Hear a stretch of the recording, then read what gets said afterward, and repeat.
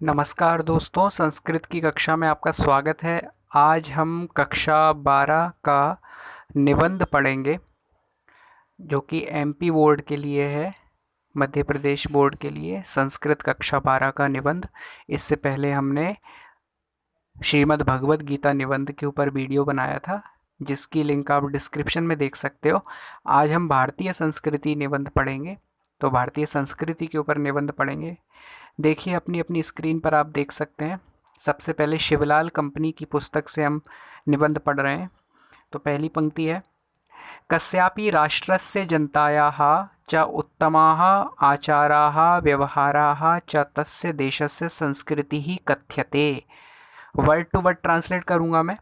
कस्यापि किसी भी राष्ट्रस्य देश की, जनतायाः जनता के, च उत्तमाः उत्तम, आचाराः आचरण, व्यवहाराः व्यवहार, च तस्य देशस्य उस देश की, संस्कृति ही कथ्यते संस्कृति कहे जाते हैं। इसका फिर से ट्रांसलेशन देखें तो किसी भी राष्ट्र की जनता के उत्तम आचरण व्यवहार उस देश की संस्कृति कहे जाते हैं। अगली पंक्ति है, संस्कृति ही इति शब्दस्य अर्थोस्ति सम्यक कृति कार्यम। तो संस्कृति इति शब्द से, संस्कृति इस शब्द का, अर्थोस्ति अर्थ है, सम यानी सम्यक अच्छी प्रकार से, कृति यानी रचना कार्य। तो किसी भी रचना को अच्छी प्रकार से बनाया हुआ, किसी भी कार्य को अच्छी प्रकार से किया हुआ, यही कहलाता है संस्कृति। सम्यक कृति अर्थात संस्कृति। इसके बाद अतएव श्रेष्ठ आचाराः व्यवहाराः संस्कृति पदेन व्यवह्रियते। तो इसीलिए श्रेष्ठ आचरण और व्यवहार ही संस्कृति के पद में व्यवहार किए जाते हैं। मतलब अच्छे आचरण करना और अच्छा व्यवहार करना, अच्छे जीवन आचरण को अपनाना, जीवनचर्या को अपनाना, यही उत्तम संस्कृति है। भारत की संस्कृति जो है पूरे विश्व में प्रसिद्ध है। तो आगे, अस्मिन् संसारे अन्य देशानां तुलनायां भारतीय संस्कृति ही प्राचीनतमा विद्यते। इस संसार में, अस्मिन् संसारे इस संसार में, अन्य देशानां तुलनायां अन्य देशों की तुलना में, भारतीय संस्कृति ही भारत की संस्कृति प्राचीनतमा विद्यते सबसे प्राचीन है। इयं यावती प्राचीना तावती विश्वस्य अन्या कोपि संस्कृति नास्ति। इयम यानी कि यह, यावती यानी जितनी, प्राचीना यानी प्राचीन, तावती यानी उतनी, विश्वस्य यानी संसार की, अन्य यानी अन्य, कोपी यानी कोई भी, संस्कृति ही यानी संस्कृति, नास्ति यानी नहीं है। तो इसका अर्थ हुआ, जितनी ये संस्कृति प्राचीन है, उतनी संसार की कोई भी संस्कृति प्राचीन नहीं है। यानी सबसे पुरानी संस्कृति जो है वो भारत की है। सबसे पुरानी सभ्यता का विकास भारत में हुआ था। जिस समय पूरी दुनिया में कहा जाता है कि आदि मानव निवास करते थे, जिनको ढंग से रहना, खाना पीना, बोलना चालना, पहनना ओढ़ना कुछ नहीं आता था, उस समय भारत में सभ्यताएं विकसित हो चुकी थी। उस समय जो भारत था वो पूर्णतः विकसित था। राजघराने थे, महल थे, और हड़प्पा मोहनजोदड़ो जैसी सभ्यताएं थीं, और भारतीयों को सब कुछ आता था। तो ये सब देखा जाए तो भारत की संस्कृति सबसे प्राचीन संस्कृति है। आदि मानव की जो फिलॉसफी है, परंपरा है, वो तो विदेशों की परंपरा है। भारत की परंपरा तो ये रही है कि यहाँ पे पहले से ही सभ्यताएं विकसित रही हैं, और राजघराने, राजमहल हुआ करते थे, राजवंश हुआ करते थे, ऋषि मुनि हुआ करते थे, गुरुकुल हुआ करते थे, हजारों साल पहले से ही। तो आगे कहा है, अस्याम संस्कृतो बहवः गुणाः विद्यन्ते। इस संस्कृति में बहुत से गुण हैं। प्रथमा गुणा अस्ति, पहला गुण है धार्मिक भावनाया प्राचुर्यम। पहला गुण है धार्मिक भावना की प्रचुरता। भारतीयाः सर्वत्र भगवत दर्शनम कुर्वन्ति। भारतीय लोग हर जगह, सर्वत्र यानी हर जगह, भगवत दर्शनम कुर्वन्ति, भगवान के दर्शन करते हैं, ईश्वर तत्व के दर्शन करते हैं। यथा रामचरिते गोस्वामी तुलसीदास उक्तवान, जैसे कि रामचरितमानस ग्रंथ के अंदर गोस्वामी तुलसीदास भी कहते हैं, सीय राम मैं सब जग जानी, करहूँ प्रणाम जोरी जुग पानी। यानी कि मैं सीता और राम में समस्त जग को व्याप्त जानता हूँ, या समस्त जग में सीता राम को व्याप्त जानता हूँ, और करहूँ प्रणाम जोरी जुग पानी, और अपने दोनों हाथों को, जोरी यानी जोड़कर, जुग यानी दोनों, पानी यानी हाथ, करहूँ यानी करता हूँ, प्रणाम यानी नमस्कार, और इस पूरे संसार का सम्मान करता हूँ। तो भारतीय संस्कृति में पूरे संसार को ईश्वर तत्व मान के उसको नमस्कार करने की परंपरा रही है। तो मतलब पूरे संसार को जो प्रणाम करता है, वह है भारतीय संस्कृति। तो इतनी महान संस्कृति है भारत की। तो अहम सर्वम जगत सीता राम मयम मत्वा सांजलिबद्धम प्रणमामि, मैं पूरे संसार को सीता राम मय मानकर अपने दोनों हाथों को अंजलि बांधकर प्रणाम करता हूँ। आगे कहा है विभिन्नतायाम एकता अस्याह मूलाधार, विभिन्नता में एकता ही इसका मूलाधार, यानी अनेकता में एकता हमारी संस्कृति का मूलाधार है। आप जिस प्रांत में जाओ वहाँ पे आपको अनेक प्रकार की संस्कृति मिलेगी। जैसे तमिल में जाओ तो अलग प्रकार की, पंजाब में जाओ तो अलग प्रकार की, कश्मीर में जाओ तो अलग प्रकार की, गुजरात में अलग, महाराष्ट्र में अलग, बंगाल में अलग, मध्य प्रदेश में अलग, असम, मणिपुर, त्रिपुरा यहाँ पे अलग, केरला में अलग। तो हर जगह अलग अलग प्रकार की संस्कृति, पहनावा, बोलचाल, खान पान, भाषा, वेशभूषा, बोली और पानी इत्यादि चीज़ें अलग अलग प्रकार की हैं। धर्म, त्योहार, बहुत प्रकार की चीज़ें हैं, इतनी जितनी किसी अन्य देश में नहीं। हर देश की एक संस्कृति होती है, लेकिन भारत में अनेक संस्कृतियों का समावेश है एक अकेले देश में। तो अत्र अनेकाः जातयः हिंदवः मुस्लिमः ईश्वीया पारसी काश्य वसंती, अत्र यानी यहाँ पर, अनेका यानी अनेक, जातयः यानी जातियों के, हिंदवः यानी हिंदू, मुस्लिमः यानी मुस्लिम, ईश्वीया यानी ईसाई, पारसी, अनेक प्रकार के लोग बसते हैं।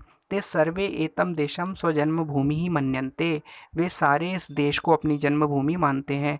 एवं धर्म भेदः, जाति भेदः, संप्रदाय भेदः, भाषा भेदः अस्मान् विभाजयितुं न शक्नोति, इसीलिए एवं धर्म भेद, धर्म का भेद, जाति का भेद, संप्रदाय का भेद, भाषाओं का भेद हम लोगों को, हमारे देश के लोगों को विभाजयितुं न शक्नोति, बांट नहीं सकता।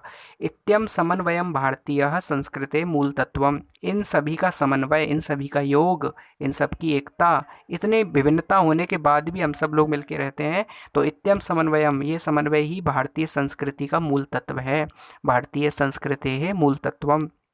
आगे कहा है विश्व बंधुत्व भावः भारतीय संस्कृते अन्यतमः गुणः विद्यते, तो विश्व बंधुत्व का भाव यानी पूरी दुनिया को अपना बंधु मानना, भाई बहन मानना, यह भाव ही भारतीय संस्कृति का अन्यतम गुण है, जो कि कहीं नहीं मिलता। हम देखें तो स्वामी विवेकानंद भी जब विदेश गए थे शिकागो धर्म सम्मेलन में, तो उन्होंने सबसे पहले सबको संबोधित किया था मेरे प्यारे भाइयों एवं बहनों। जब भी कोई लेक्चर के लिए जाता है, मंच पर जाता है, तो वहाँ पर बोलता है कि लेडीज़ एंड जेंटलमैन्स, लेकिन वहाँ उन्होंने सबको अपना भाई और बहन कह के संबोधित किया। ये भारतीय संस्कृति की पहचान है, विश्व बंधुत्व की पहचान भारतीय संस्कृति में है। तो विश्व बंधुत्वम सहिष्णुता अपि कथयितुं शक्यते, तो इस देश में सहिष्णुता है, यह देश असहिष्णु हो ही नहीं सकता। जो अनेक वर्षों से, हजारों वर्षों से विभिन्न परंपराओं को आदर देता आया है, उस देश में असहिष्णुता नहीं हो सकती। जिस देश में पंछी भी लोगों के घरों में आकर दाना चुगते हैं, लोग उनके लिए जल का सकोरा रखते हैं और सबका सम्मान करते हैं, उस देश में ऐसे असहिष्णुता नहीं हो सकती। यह देश सभी का सम्मान करते हैं, यहाँ पे सहिष्णुता ही है। तो विश्व बंधुत्वम सहिष्णुता अपि कथयितुं शक्यते, विश्व बंधुत्व को सहिष्णुता भी कह सकते हैं, अपि यानी भी, कथयितुं यानी कह सकते, शक्यते यानी सकते हैं। तो भारतीय साहित्य विश्व परिवार भावना चित्रिता अस्ति, भारतीय साहित्य में यानी कि लिटरेचर में, इंडिया के लिटरेचर जितने भी ग्रंथ हैं उनमें देखा गया है विश्व को परिवार मानने की भावना, विश्व परिवार भावना चित्रिता अस्ति, चित्रित है। जैसे कि कहा गया है कि उदार चरितानाम तो वसुधैव कुटुंबकम, यानी उदार चरित्र वालों के लिए तो पूरी वसुधा यानी पूरी धरती ही कुटुंब के समान, परिवार के समान है। तो ये हम भारतीयों की परंपरा रही है कि हम पूरी धरती को, पूरे विश्व को अपना परिवार मानते हैं।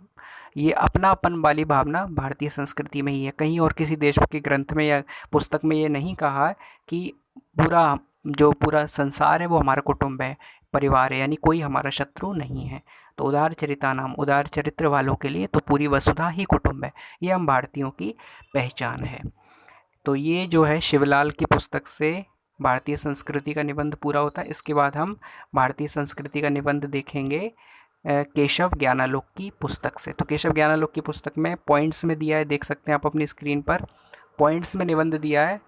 तो बिंदुओं के आधार पर, तो पहला बिंदु है संस्करणम परिष्करण आत्मनो मनसो व संस्कृति, संस्करण और परिष्करण आत्मा का और मन का ही संस्कृति कहलाता है। मतलब आत्मा और मन का परिमार्जन, परिष्करण, शुद्धता, उसमें सुधार लाना ही जो है संस्कृति कहलाता है। मतलब अच्छी प्रकार से उसको शुद्ध बनाना, अच्छे आचरण लाना।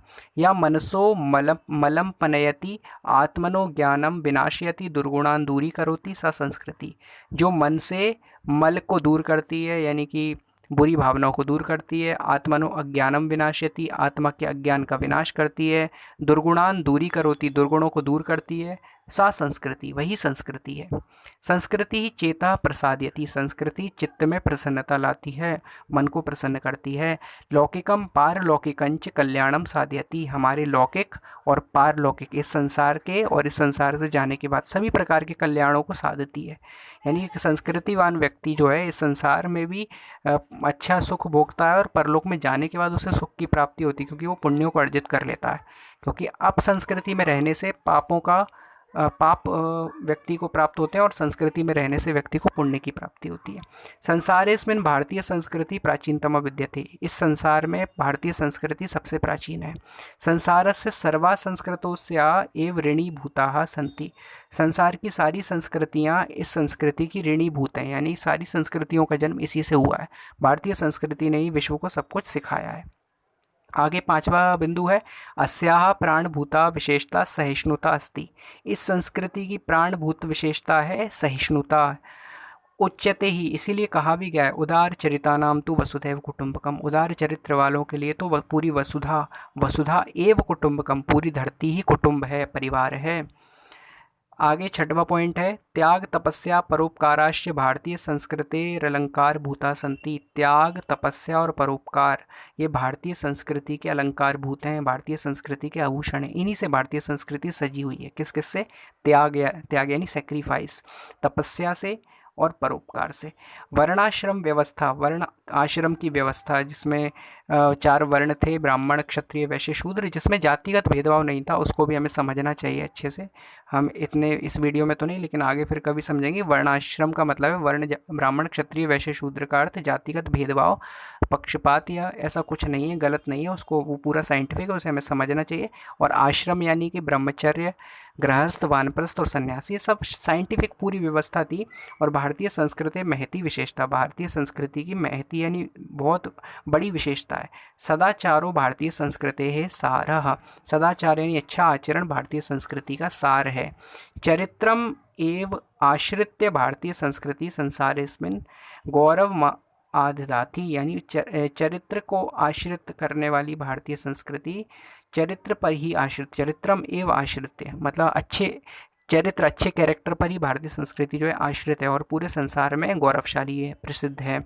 उक्तंच मनुना, इसीलिए मनु ने भी कहा है, मनु जो कि संसार के पहले व्यक्ति हैं मानव सभ्यता के, वो कहते हैं एतद् देश प्रसूतस्य सकाशादग्रजन्मनः स्वं स्वं चरित्रम शिक्षेरन पृथिव्याम सर्वमानवा, यानी कि इस संसार में जन्म लेने वाला, इस देश में जन्म लेने वाला सकादाश अग्र जन्मना, इस पूरी मानव सभ्यता में सबसे पहले जन्म लेने वाला व्यक्ति है। स्वम स्वम चरित्रम शिक्षेरन, अपने अपने चरित्रों से इस पूरी पृथिव्याम सर्वमानवा, सारे मानवों को शिक्षा देने वाला है। मतलब भारतीय संस्कृति ने हजारों सालों से जो है पूरे संसार को ज्ञान दिया है, चाहे वो किसी भी क्षेत्र का ज्ञान हो, वो भारतीय संस्कृति से ही पूरी दुनिया को प्राप्त हुआ है।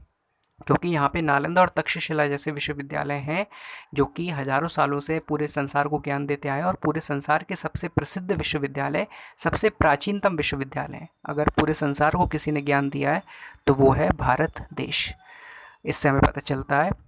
तो यहाँ पे भारतीय संस्कृति का निबंध भी पूरा होता है, आप इसको भी याद कर सकते हैं और श्रीमद् भगवद गीता का निबंध डिस्क्रिप्शन लिंक में देख सकते हैं।